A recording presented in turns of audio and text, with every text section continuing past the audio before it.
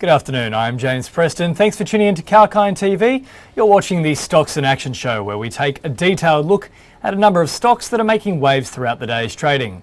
In today's edition, we'll take a look at Collins Foods, South32, Whitehaven Coal and more. But let's begin with financial services giant Netwealth. Netwealth shares were trading up on Thursday as the company announced its September 2021 quarterly business update and outlook. The company stated that its funds under administration net inflow guidance has risen to $12.5 billion. The funds under administration has now reached $52 billion in total. The company has reported an increase of 111% in the net inflows of funds under administration overall.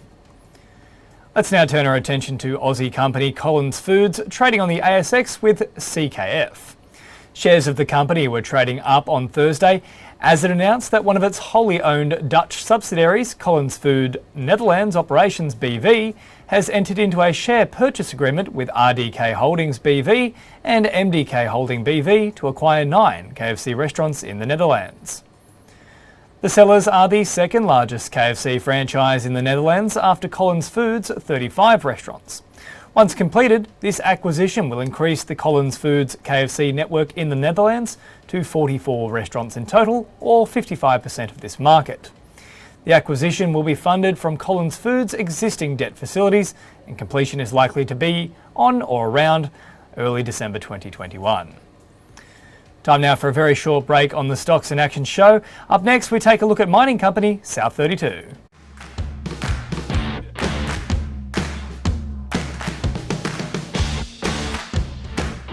Tune in to stay updated while on the move. We will tell you where the crypto craze has reached, Where the property market is headed next. what the world is doing to become more environmentally friendly. Apart from tracking the daily market charter. Be on top of the latest news and announcements With Kalkine TV.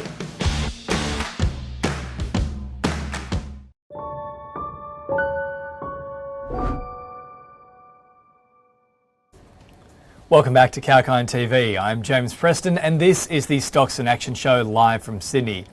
Let's now turn our focus to globally diversified mining company South32. Shares of South32 were trading up on Thursday as the company announced that it's going to purchase a 45% stake in the Sierra Gorda copper mine in Chile. The purchase will be for a joint control alongside a Polish mining group, KGHM Polska Miedz. South32 has also entered into 2 binding agreements with Sumitomo Metal Mining and Sumitomo Corporation, including a contingent price-linked consideration of up to $500 million. The price is based on copper prices between the years of 2022 and 2025. The deal will be funded through cash on hand with South32 and will be underwritten for $1 billion of acquisition debt facility. Moving on now to coal mining and exploration company Whitehaven Coal with the trading code of WHC. Shares of Whitehaven Coal were trading down on Thursday as the company released a September quarter update on the ASX. WHC has highlighted that its run-of-mine coal production grew 15% compared to the same period last year.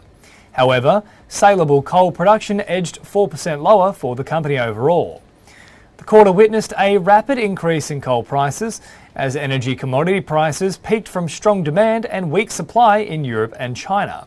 Despite this, WHC sale prices were below the general coal price as pricing was set prior to the recent commodity price peak. The company highlights that the increase in coal prices will buoy cash generation for it. WHC has therefore kept the financial year 2022 production and sales guidance unchanged.